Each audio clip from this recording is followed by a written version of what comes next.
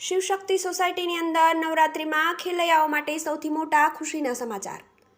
બનાસકાંઠા જિલ્લાના થરાદ ખાતે આવેલ લખાપીર હોટલ બાજુમાં શિવશક્તિ સોસાયટીના યુવાનો દ્વારા સુંદર મજાના ગરબાનું આયોજન રાખવામાં આવ્યું અને શિવશક્તિ સોસાયટીના કોમન પ્લોટમાં લાઇટો અને તોરણથી શણગાર કરવામાં આવી રહ્યો છે અને માતાજીની માંડવીની ચારેકો રંગબેરંગી લાઇટ હતી. અદ્ભુત રીતે શણગાર કરવામાં આવ્યો અને 8:30 થી 9 વાગ્યાના ટાઈમે માતાજીની આરતી પણ કરવામાં આવતી હોય છે અને ડીજે સાઉન્ડના તાલે નાની દીકરીઓએ ગરબા રમવામાં ભાગ લીધો હતો.